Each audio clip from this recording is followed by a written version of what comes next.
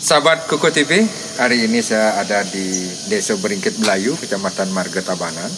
Di sini banyak saya jumpai kori-kori kuno. Bahkan pada kori, salah satu kori itu berangkat tahun 1930-an. Nah, selain angkul-angkul atau kori kuno, di Desa Beringkit ini masih juga banyak terdapat bangunan-bangunan meten ya, balai yang tempo dulu. Seperti di belakang saya ini salah satu bangunan kuno milik sahabat saya Wayan Sudiarse di Banjar Jebaud. Kali ini saya mengajak kalian jalan-jalan virtual ke Desa Beringkit Melayu, Kecamatan Marga Tabanan. Desa seluas kurang lebih 200 hektar ini dihuni oleh sekitar 614 kepala keluarga. Desa Beringkit Melayu mewilayahi 4 Banjar Dinas, yakni Banjar Dinas Beringkit, Banjar Dinas Jebaud, Banjar Dinas Bajra Belayu, dan Banjar Dinas Bajra Pegebegan. Dulu, di Desa Beringkit ini ada keraton pertama yang menjadi cikal bakal nama Desa Adat Belayu. Kerajaan ini diperintah oleh I Gusti Bajang Gede. Hanya saja, kerajaan ini musnah karena seluruh keturunan I Gusti Bajang Gede ditumpas oleh I Gusti Arya Kutawaringin, penguasa keraton Kapal. Maka kerajaan di Beringkit pun perlaya. Jejak-jejak kerajaan pertama di Beringkit masih ada peninggalan berupa setra bebajangan, pura dalam bebajangan, dan pura Batan Jepun yang merupakan peninggalan I Gusti Bajang Gede. Ada yang menarik perhatian saat jalan-jalan ke Desa Beringkit Melayu. Nah, dalam perjalanan saya menuju kantor Desa Beringkit untuk menemui perbekal I Gede Putu Suwarte, saya banyak melihat bangunan kuno di depan rumah warga. Bangunan kuno itu berupa kori atau angkul-angkul. Kori merupakan pintu khas Bali. Kori di depan rumah warga bentuk dan ukurannya seragam.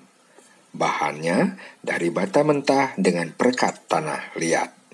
Di Bali dikenal dengan istilah popolan.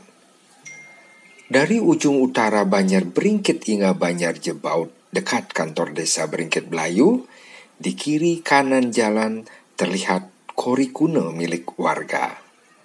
Berdasarkan angka yang tertulis pada bangunan itu, kori ini dibangun sekitar tahun 1940-an.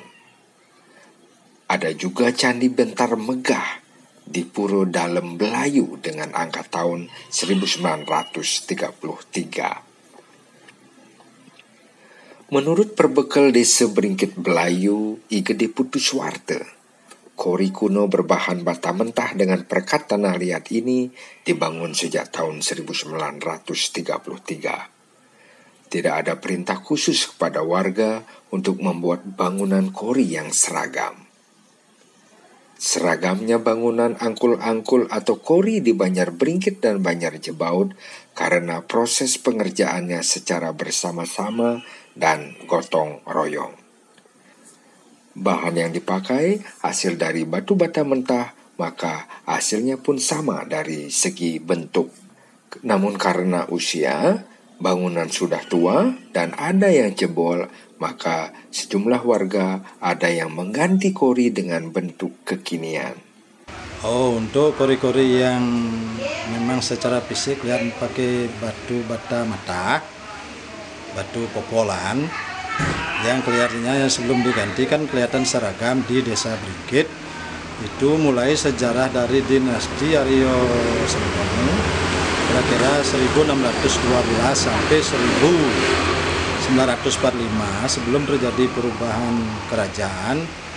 Nah, memang katanya beberapa informasi dari kadus kami dulunya dalam proses pengerjaan itu seragam.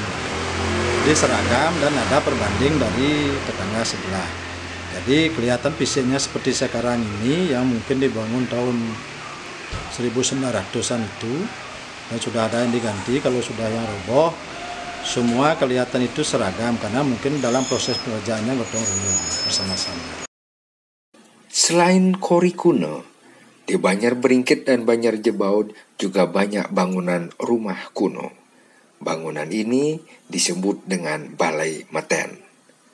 Menurut Perbekal Gede Putuswarte, banyaknya kori kuno dan bangunan rumah tinggal kuno di Desa Beringkit Belayu tidak terlepas dari keberadaan pusat kerajaan atau Puri Beringkit yang diperintah oleh I Gusti Bajang Gede.